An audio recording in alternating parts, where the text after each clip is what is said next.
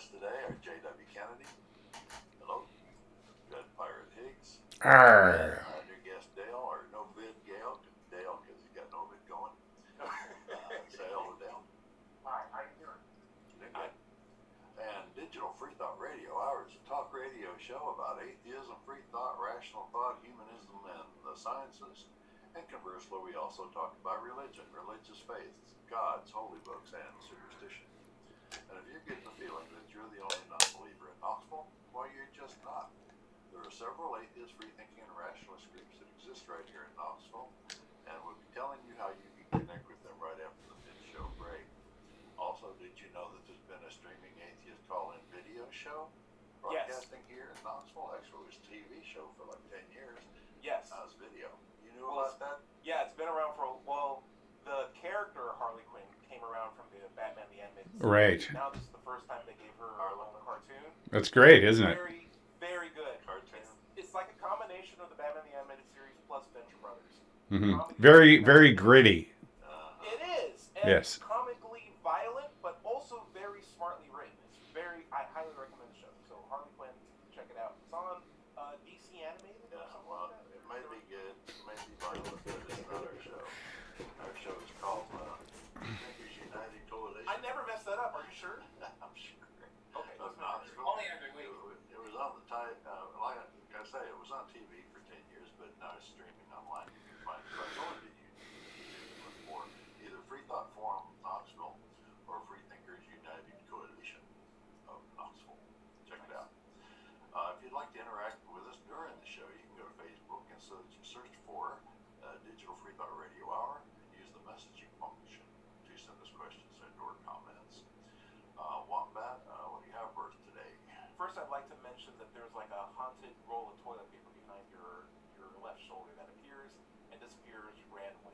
It sounds like I'm being random, but it's really Larry. People can go through this video.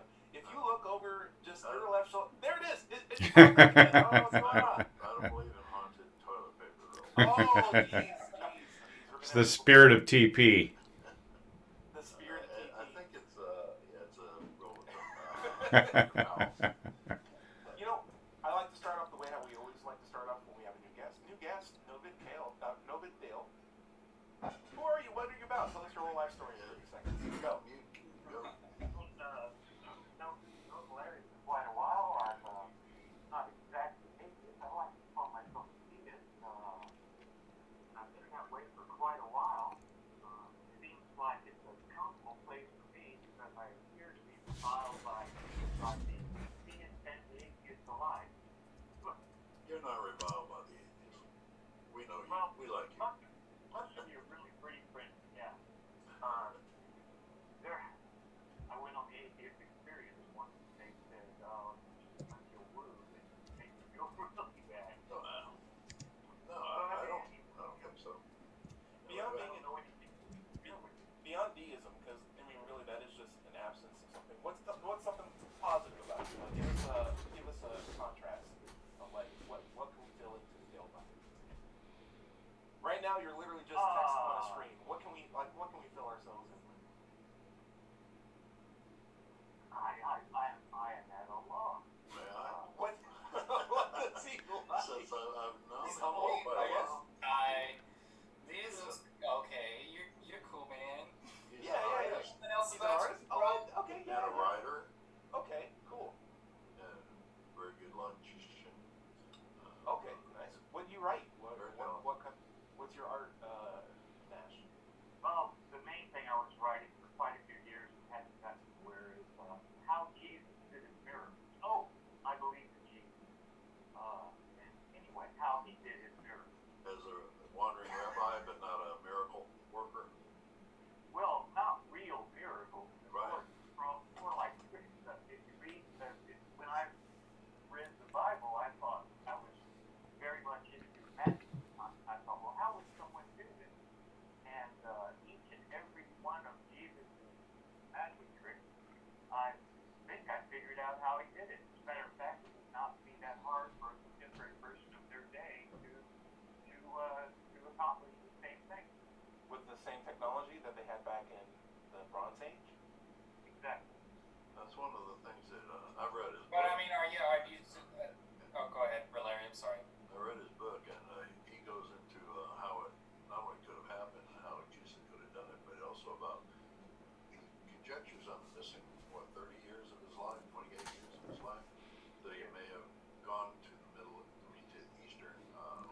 Right. Go to the East, like China, and learn magicians' tricks there, and then come back with all that knowledge of how they Oh, I've did heard that. of that before, yes.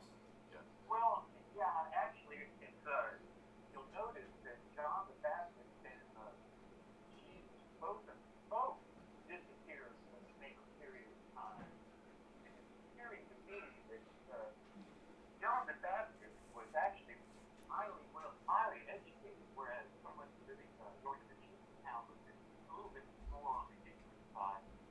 So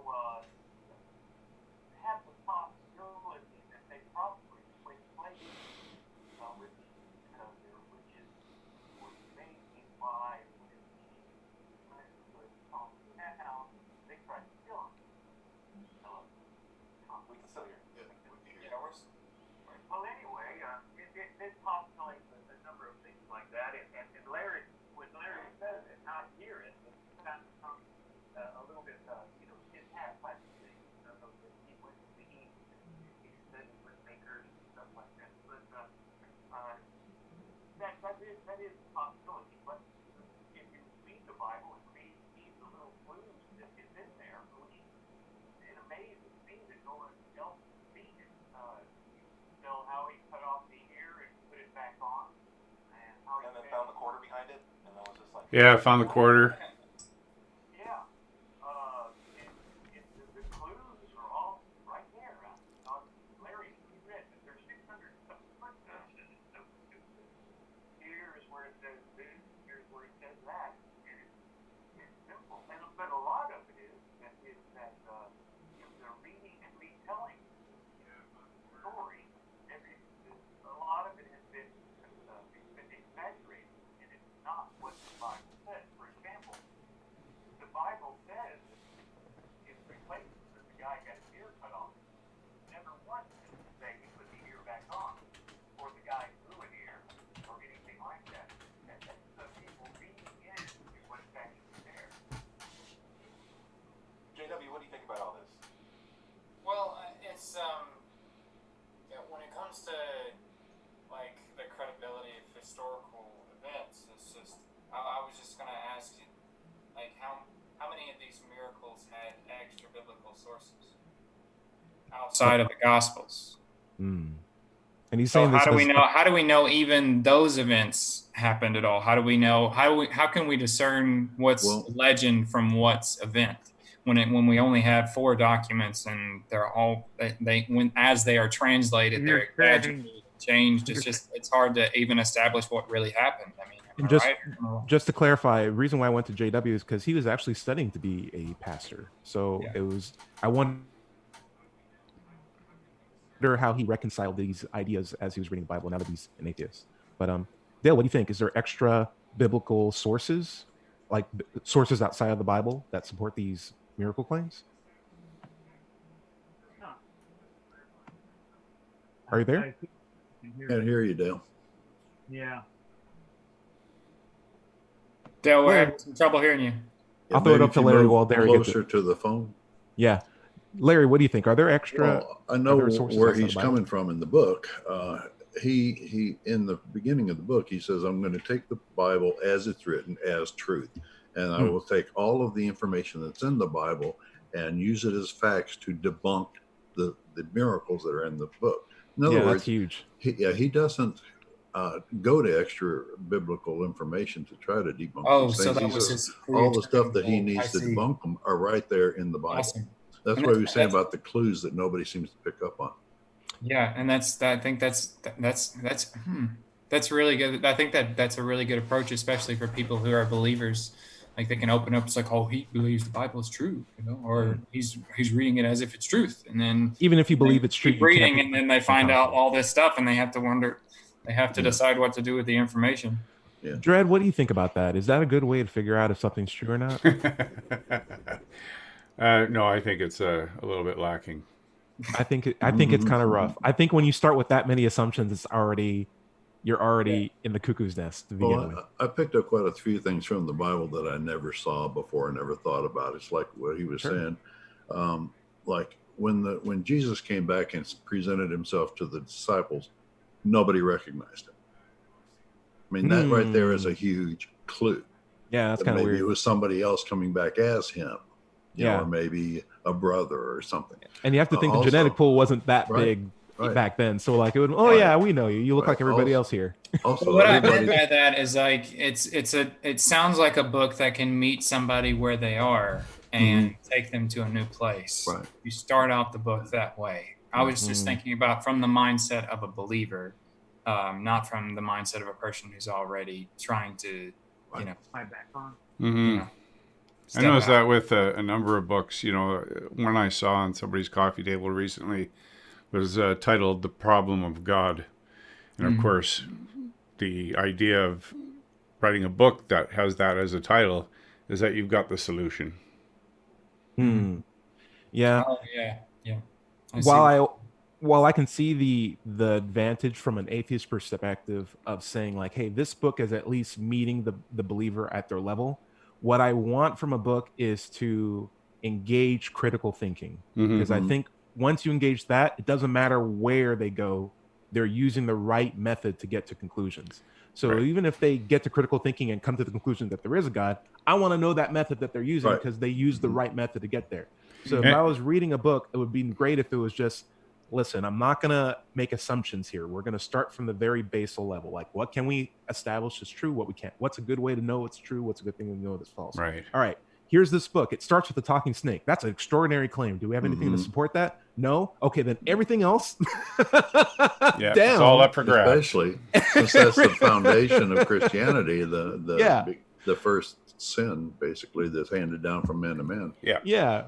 If chapter 1 is a dietary advice giving snake, you know, like everything else is in question. Everything else is in question. Right. You have to, Well, you have to- yes, and I mean, I completely agree with you. I mean, I'm in that mindset now. Well, all I was saying was I was just thinking about if someone was in the old mindset that I had, what would be a good book that would meet them where they are and actually kind of expand their thinking a little bit at a time. Sure. Yeah, You it know, could be a good and read. actually, you know, because it doesn't happen overnight. I mean, Yeah, my no, you're right. conversion process, it was just years, and so sometimes books that are kind of safe for this bias that we want, but test us a little bit, are just what we need right there in that season. And maybe later on, that book was a part of a process that led us down to being on a digital free talk radio show.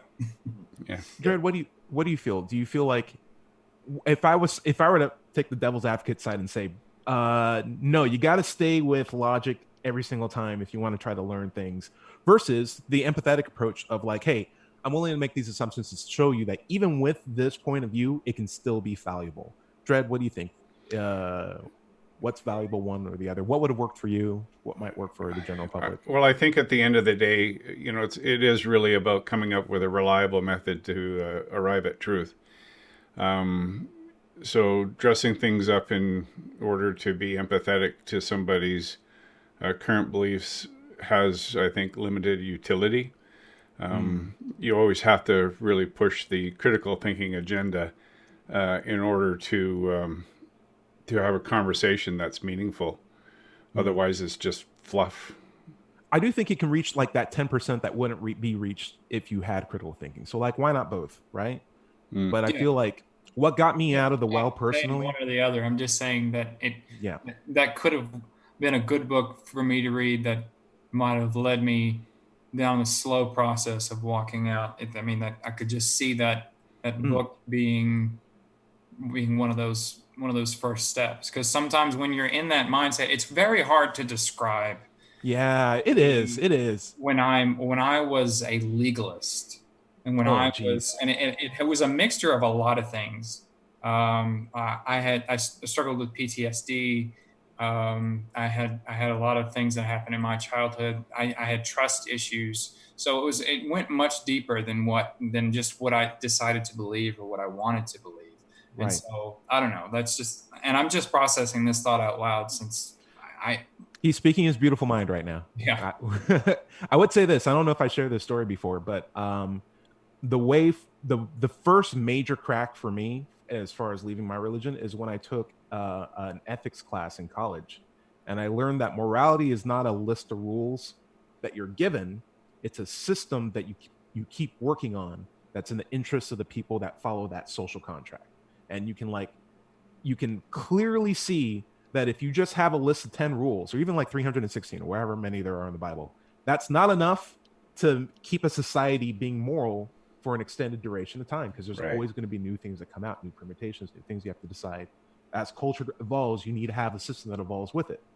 And you also need to be accountable, not just to the rules or the authoritarian that gave you the rules, but to each other, because that's what makes sure that system works, because we're all benefiting because we're all working with each other. And when I was like, oh, in the class, it was complete cognitive dissonance. In my head, I was like, oh, of course, you just can't give me a list of rules. You need to have a system for morality to work. And then in my head, I was like, oh, no, I let that thought sink in. I didn't want that in because I still want to be a Christian. And now when I look at the Bible, I'm like, what am I supposed to do with this? This doesn't make sense. So I just said, hey, you know what? I'm just not going to read those parts of the Bible. I'll just stick with Proverbs. Proverbs has a lot of good things. And then I eventually got tired of Proverbs because it was just telling me things I already knew. It was just like, the wet water is always wet when it's wet. I'm like, oh gosh, this is lame. This is lame. And so eventually I just stopped reading the Bible, and that's when the momentum built. But I nearly needed that class in ethics to be like, no, morality works like this. It's like, oh, no assumptions, no nothing, no bargaining with myself. I just have to honestly learn something without the context of looking at through my Christian filter for me to be like, reality is not compatible with my religion anymore. I just have to deal with it. There's a YouTuber named Evidence3 who put out a series of videos. I highly recommend it. It's Why I'm No Longer a Christian is the name of it. Excellent video series. And he said that the thing that really got him questioning was he was at college and he was taking a morals class. And you're telling my story again, Larry. What are you doing? Well, I just his told story his story too. It's oh, not okay, just okay. your story. All right. And that's why I should have copyrighted it. And he said, "Well, I know how to be good, you know." And then finally, the teacher said, "You know, this is to teach you how to make the right decision when the right decision is not clear." Right. The moral decision. Right. And he said it really opened his eyes, and it made him question the dictates of the Bible, because there's some really bad stuff in there. Yeah, I love it. I just feel like, so there is a path for the empathetic approach. I think Dell's book definitely has a place. I also think like that critical thinking approach is so good, because once you have that, everything makes sense. Or not everything, but like you have the tools to make anything a pursuit to try to understand better in like a reasonable way. You may not figure out the answer, but at least you'll know when to say, I don't know. And that's so much better than just being like, well, just God did it. Or I don't know how the universe was made. Probably a God. Not to just poking on you and Dale. Sorry about that. It's a mystery. Dale, are you back? Okay, it looks like he's still setting up. That's fair. So I want to get into Joey's topic. Joey, what did you want to talk about today? Well, I just real quick, I think when it comes to deism, I think can take many forms. There's a lot of different theories about sometimes they say aliens in another universe or anything. I think you can be agnostic and deist, but anyway, that was just my thought on that. But the main thing I was wondering, I'd like to talk about, get y'all's thoughts on, is do atheists have faith in anything? Ooh, whoa. We'd have to first define faith. What is an acceptable definition of faith that we have? And why don't you do us a quick favor and define atheist too, just for new people who might be watching the show? Oh, atheism is what we like to call at Digital Freethought Radio, one answer to one question. It is, I do not believe. And in the words of Matt Dillahunty, I do not believe because I have yet to be given good reasons to believe. Therefore, I don't believe. It is not, I believe there is no God. It is, I do not believe that gods exist. There is a significant difference between that, because when you say, I believe there is no God, you're getting down the road of asserting something is true. So to real quick. I have a problem with that, but go ahead. Yeah. Just to real quick, discern, we are not, an atheist should never say, at least I don't think they should never say, I know there is no God. I know, and assert it as truth, because then when you say that kind of statement, the burden of proof falls upon you. So, and now you're doing the work. What's that? And now you're doing the work. It's just like, why'd you do that? The work Yes. should be on the person who says there is a God. It's like, oh, convince me. It's simply we do not believe because we have yet to be seen good reasons to believe. Right. And so faith. Am I back yet? I hear you. I hear you, Dale. Welcome back. Your voice is low, but it's there. Yeah. The what's low? Your voice. It was the volume was a little low. That's much better. Much better. Okay, good. Hey, Boudreaux. Great. Well, hey, Boudreaux. Hello, Boudreaux. Howdy. Sorry, I'm late. Joey, why don't you wrap up real quick? So faith by definition is believing in something for not any good reason, or what seems like good reasons, but it's not, or believing something without evidence. So when you say evidence, faith, like a friend tells you, I did such and such, you weren't present for that, so you just believe them. Are we all more or less on the same page for his definition of faith and atheism? Belief in the absence. Belief is, or faith is belief in the absence of evidence. Perfect. I like that. That's mine. And so the question is, do atheists have faith in anything ever? Yeah, I want to know that. Dred, why don't you start us off with? I'd like to sort of disagree with that just a little bit. I know you're going to be the juiciest person to talk to. Let's just go around the circle. We're going to start off with Dred, and we'll get to you. Yeah, definitely. And I'll go last. Or Del can go whenever you want. But Dred, why don't you chime in? It's been a while. I imagine there's plenty of people who identify as atheists who have faith in other perhaps strange and unevidenced notions about the universe and the world they live in. That's fair. So, again, as JW points out, atheist is one answer to one question. It's not a blanket statement. I mean, if you called yourself a critical thinker, then you were more apt to be a person who doesn't have faith because you rely on evidence to support the convictions you hold. That's my 2 cents. Nice. Larry, what do you got for us? I'd just like to continue where Dred was going. There's a whole section of the world that are atheistic, that have plenty of faith. Buddhists, Confucius, Taoists, Shintoists, Jainists don't believe in God. They don't have a God in their religion. So technically, they are atheists, but they still believe in souls and reincarnation and Pastafarians. All of that stuff. They believe in that stuff without evidence. Therefore, they're using faith to believe that, but they are also atheists. Well, let me make it a little more personal then. Does anybody here have faith? Would it be cool if we just got Boudreaux's and Dale's opinion before we modify the question? Boudreaux, what do you think? I think it's a fascinating question because this has come up a lot in summits, and it especially comes up when talking about science and truths and things like that. Yeah, I think one of the aspects where I see, your example of your friend told you something and you weren't there, I wouldn't call that faith as much trust. I trust them. My evidence for believing what they're saying is based on history. They said it before. I mean, if they're going to tell me 100 times they've done this and I saw that they did it, the one time they did it, without me being there, I trust them. So is that faith? If it's faith by your definition. Yeah, well, and just interesting, if I may, we have a viewer watching our live stream who makes the statement, I can have faith in my son, for example. And I think that goes to what Boudreaux is saying. But that is somewhat evidentiary. True. I would also think about it is they're what do you call it when you're equating it?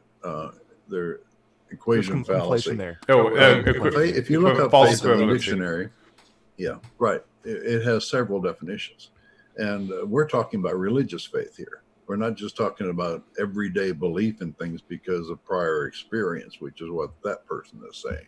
I'd really like to see what Dale has to weigh in on this before we keep going. Dale, what do you think? Just simply talking about faith, just faith without evidence overall. But yeah, I got you. Go ahead, Dale. Well, as a deist, I choose to believe that there's some kind of God, and somebody may say an origin. And from the deist point of view, instead of proving that God exists or proving that these religions are correct. I'm of the mind to just prove that they're incorrect. For example, the Odin and Thor and all of that has been knocked down. Uh, Egyptian religions have pretty much been knocked down. In other words, it almost seems like we have almost a genetic predisposition to believe in perhaps in something out there. But as a deist, I just choose to believe that there's a God. It's just yours is not the correct one. And it's when the deist God is not so much a guy in a beard. It could be just an origin, or it could be that the spark from another dimension or something like that perhaps created our universe. But it leaves me with a sense of wonder to think about it.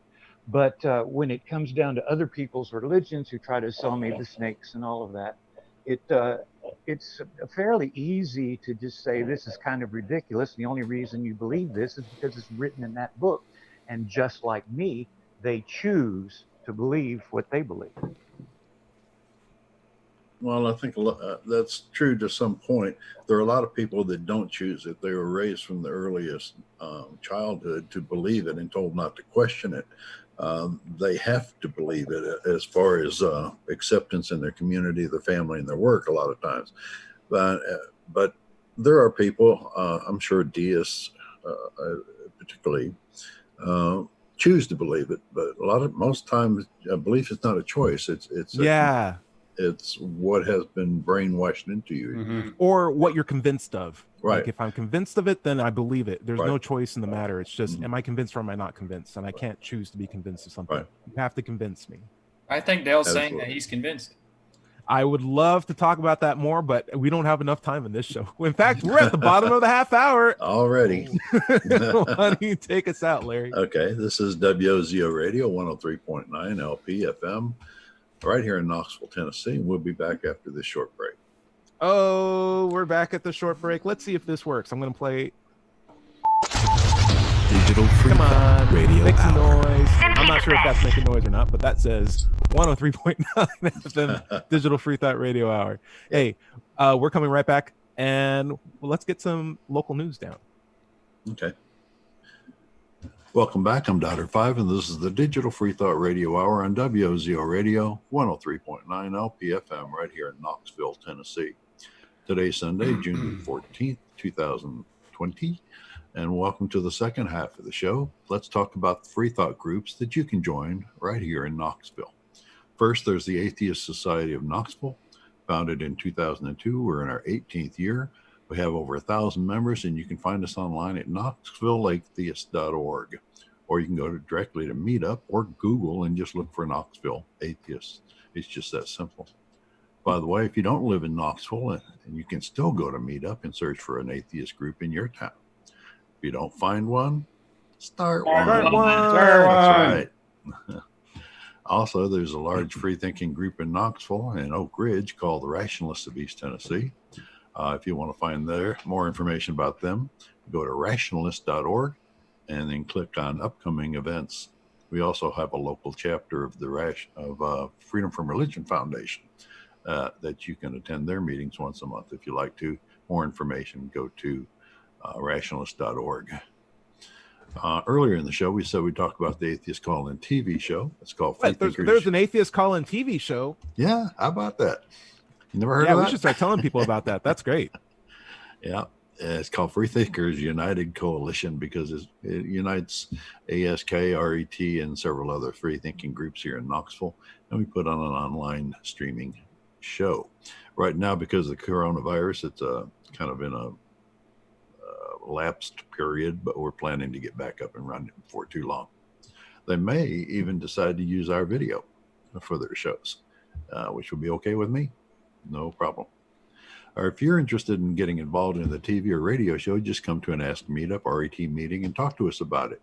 You can be our next co-host or guest, or you can go to digitalfreethought.com or, the Digital Freethought Radio Hour Facebook chat and leave us a message about how you'd like to become involved. That's about it. Where were we on our topic there, Wombat? Oh, hold on. I think we need to find something. I can't, guys. I can't find it. What, I can't find questions? it. No, where the love? Where is the love?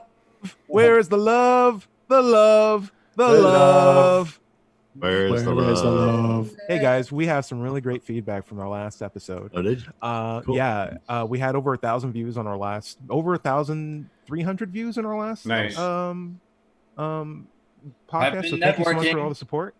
I've been advertising this everywhere over Facebook. So yeah, so thank you. Thank you for the self promotion on our parts, but also for the people who spend time watching it. The analytics on this are really good. Average views are like about 40 minutes through, which is, for as YouTube is concerned, that's extremely crazy. Yeah. Normally you only get like 2 or 4 before they're like, what's the next video on this thumbnail? Where'd my afternoon go? Where'd my weekend go? Span. Exactly. So we have a good crowd. This comment is by Comparative Reasoning. He's referring to my talk with the Ask and Wonder representative, or the pastor that was talking to me about atheism, invited me to a show about atheism, but then tried to preach at me at the last second. And I thought his comment was one of the best ones. And he says, I just want to tell you. I just want to talk about faith. I'm not preaching. But Job. yeah. So he said, Comparative Reasoning says, I'm glad I waited for this one. I wanted to be able to fully try to understand all I hear. It sucks though. You had such a long written understanding on how to do this talk with him, and he simply bailed on the agreement.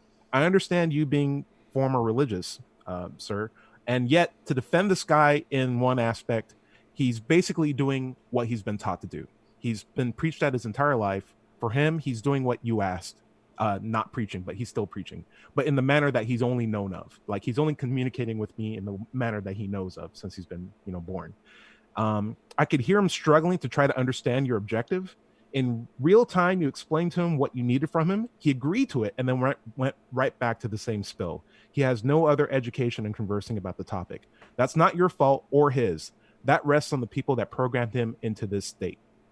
Before I go, I just wanted to know, is there a way to inform people of that without feeling offended or them getting defensive? I believe that belief is an emotion, and SE is about critical thinking. Those are direct mortal enemies. What do you think about that? So do you think, like, here's the main question I was asking. Do you think, like, emotions and critical thought are incompatible with each other? Sure. Larry, I'll throw this out at you first. I think so. Emotions beliefs can engender a lot of emotional reactions, and that gets in the way of the critical thought. You basically want that's true. to defend your beliefs, especially if they're attacked, and you defend them as if they are part of you. So it's self-defense mechanism kicks in, and you get very emotional about that. JW, what do you got? Why do we care about critical thinking? Ooh, very good. It gets us to the truth. It's one of the It directly benefits tools. us. But why do you care about the truth? Is there not some It directly benefits us. involved, and there's not some hunger deep within you? It directly benefits us. Rational knowledge that you just want to know. It is a selfish concern. It's utterly selfish. It ultimately benefits me. Mm-hmm. Yeah. So, like, I can see that prospect there. Like, there's nothing magical about the virtue of critical thought. Like, it just I wasn't saying magical. I was just saying emotional. Emotions aren't magic. I mean, you can prove it. True. Yeah, I would say, like, there's nothing more sentimental. It's more of like that. Yes, my emotion is I want to have the best life possible.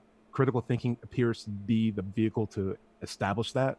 So yeah, maybe there is that one basic emotion of, like, self-preservation, self-worth that benefits and goes hand in hand with critical. Like Dale said earlier, the desire to be in wonder and awe. Nah, I don't care about that. Again, it wouldn't be. I wouldn't consider it a tool in the critical thinking toolkit. I mean, you can feel emotionally about things. You can feel wonder and awe and surprise and joy and disgust and all the rest of it. But as far as using those as means by which to get to the truth, I don't see the value. I'm saying, can I have fun with it? I can't have fun. Yeah, you can. Sure, yeah, go for it. Yeah. Boudreaux, what do you think? Does emotions and critical thought not mixed well with each other? I think orange juice and pizza of thought experiments. I think it's interesting because I think each one has an advantage in decision making, and I think you can test this pretty easily. I listened to a podcast recently where they went with the trolley problem, which you have 5 people on a track that are about You don't have to pull the die. lever. Right. Well, okay. And if you do pull the lever, you can kill the one person. Yeah, now you killed somebody. Now you did kill someone. Yeah, but by you pulling saved that lever, 5. you just killed Right. somebody. Like, congrats. Yeah. You didn't have to pull anything. That wasn't your fault. Right. Okay. But so, and we can tweak the trolley problem to eliminate that issue where you don't pull the lever, but the train is either going to kill all the people, or you can pull the lever. Okay. So negative responsibility. I don't have to take anything. I didn't set this up. Arrest that guy.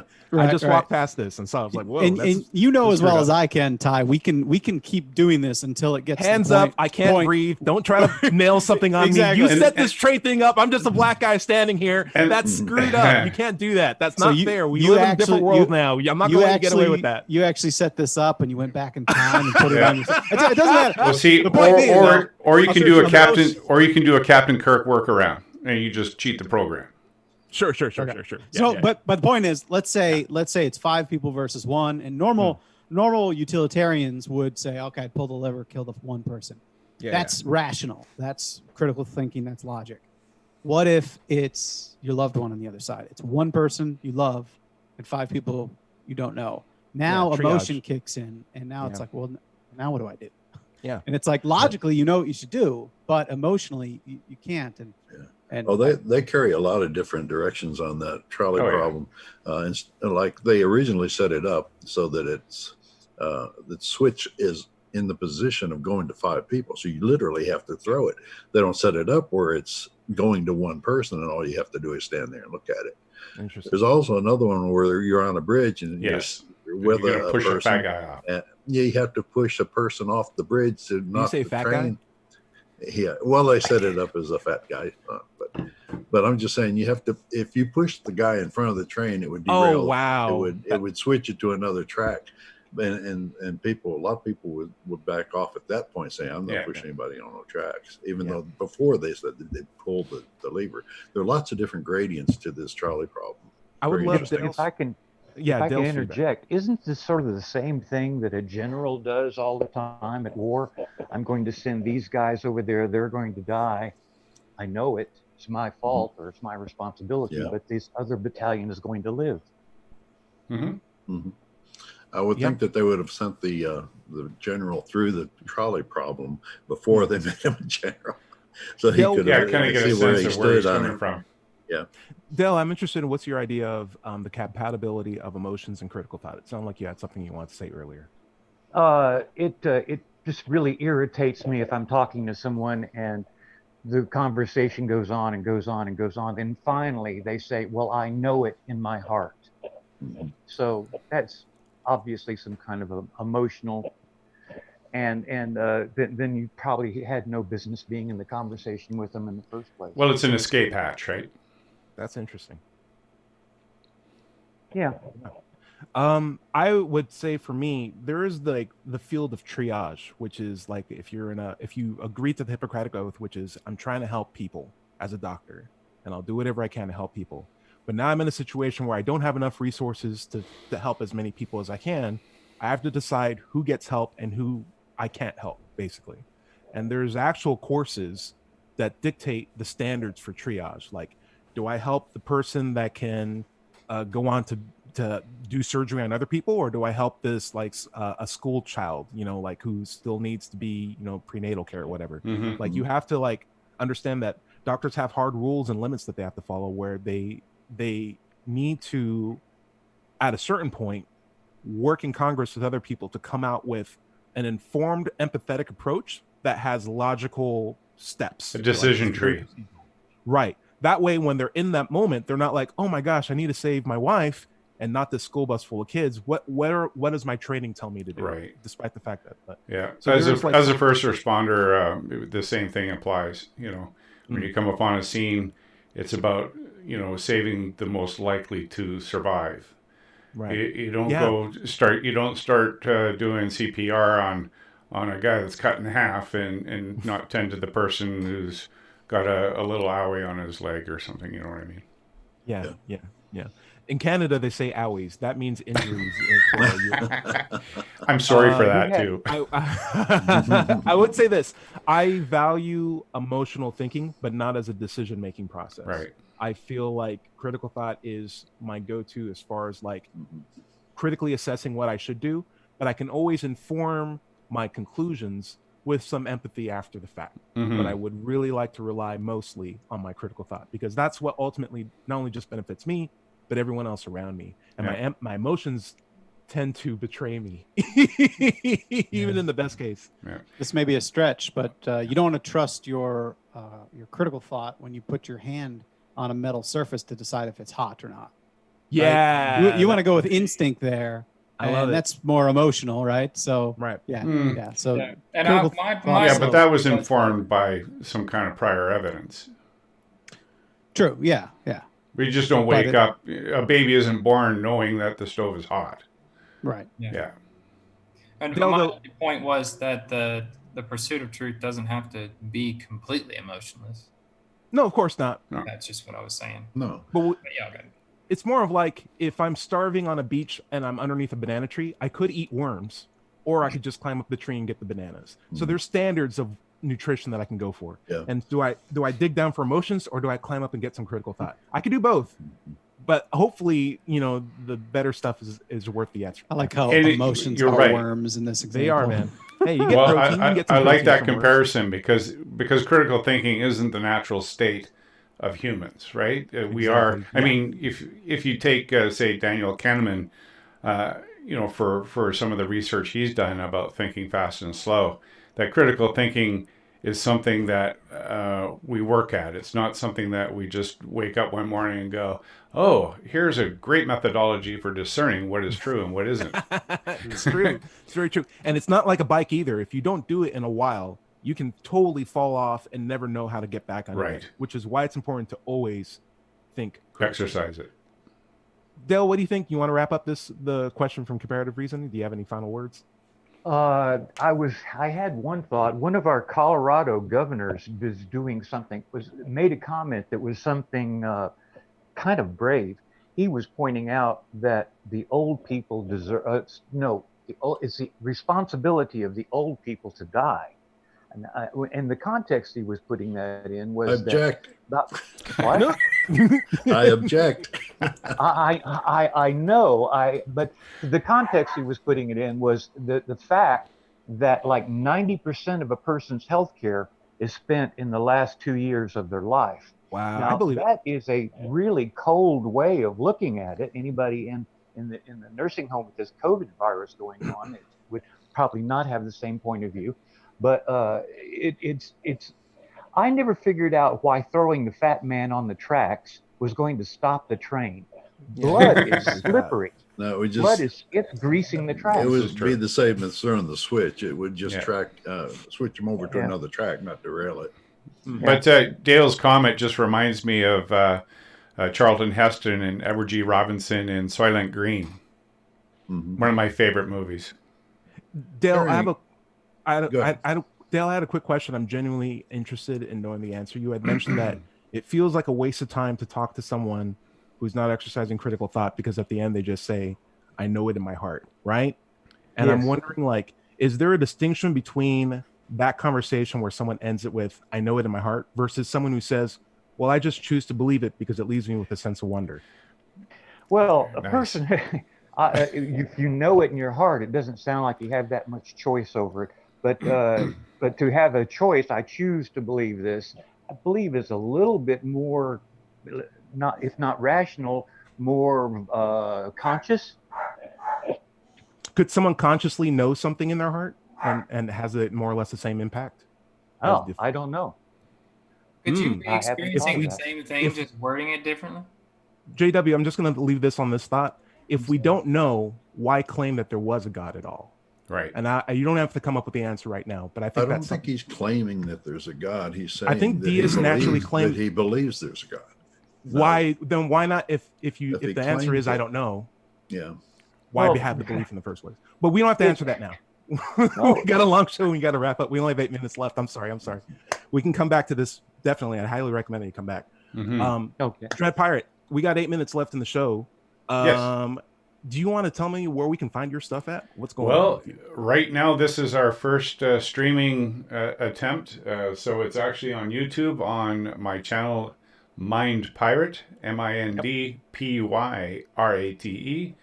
And so I'll schedule this again for next week, next Sunday at 8 a.m. And we'll see what kind of audience we get. We do have one person watching.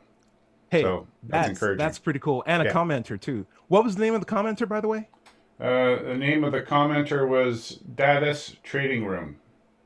Very nice. Yeah. Very nice. And we got a lot of feedback on last week's episode. Thank you so much for everyone commenting.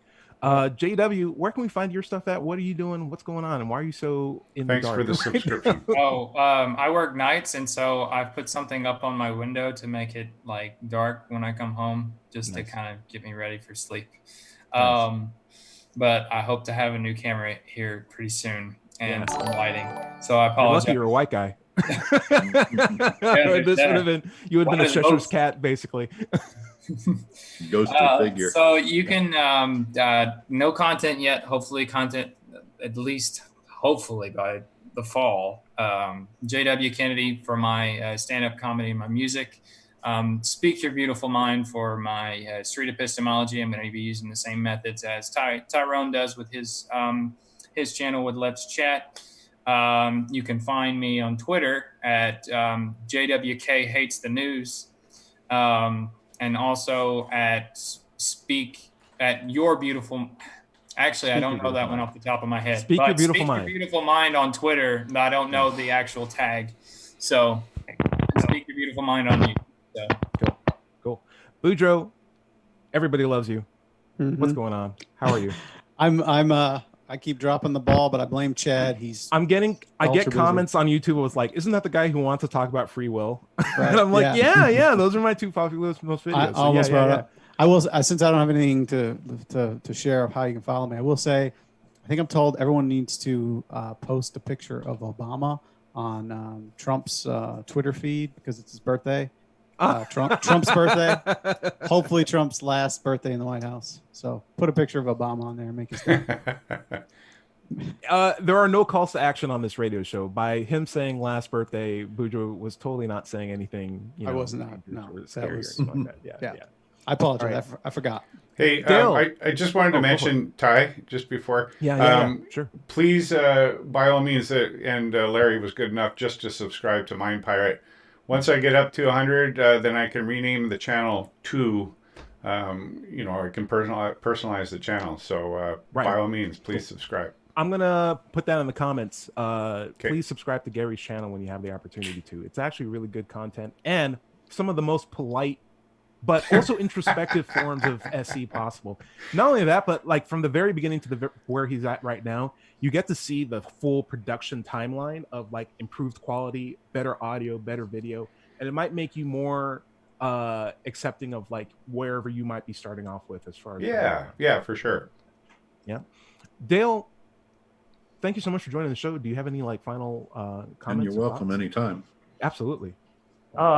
No, I have no comment. I really, really hate you mentioning Trump and because he doesn't deserve mentioning more than anything else. And I just said it's his birthday. Fact. Yeah. Well, had a good time. Thank you. Larry. Oh, so wait, I'm sorry. For me, I'm Let's Chat. If you're seeing this, you're probably already on my channel. But every week we come together and have these talks, and it's an open talk for anybody. So if you're interested, reach out to me and we can see if we can get your comments on the show. Likewise, you can post videos or you can post comments here or on Reddit. Just say, hey, I like this. This is pretty cool. And, hey, if we got time, we'll give you guys a shout out. That's it for me. I'll see you guys next week. Larry, what do you got for us? Well, be sure to visit the digitalfreethought.com website and blog. Click on the blog button to go and see our radio show archives, the atheist songs that we have listed in there, and many articles on the subject of atheism. You can also go to our Facebook page, Digital Free Thought Radio Hour, Facebook, and put some comments in the chat if you'd like. If you have any questions for the show, you can also email them to us at askanatheist@knoxvilleatheist.org, and we'll answer them on future shows. Our podcasts are also available on iTunes, Stitcher, Luminary, podcast.com, et cetera, iHeart as well. iHeart? Wow, that's weird. iHeart. That's weird. And I'm going to go ahead and mention everybody at the end, I guess. Dread Pirate Higgs, wave and say bye. And Bye-bye. J.W. Kennedy. Boudreaux. Boudreaux, the free will. Bill, wave and say goodbye. Wave and say bye. I am waving. Okay. Beautiful. Yeah, good to see you. Happy to have you on the show. Everybody's going to somebody else's hell. The time to worry about it is when they prove that heavens and hells and souls are real. Until then, don't sweat it. Enjoy your life. We'll see you next week, 7 o'clock on WOZO Radio right here in Knoxville, Tennessee. Say bye. Bye-bye. Bye. Yeah. Bye-bye. Cool. That's the show.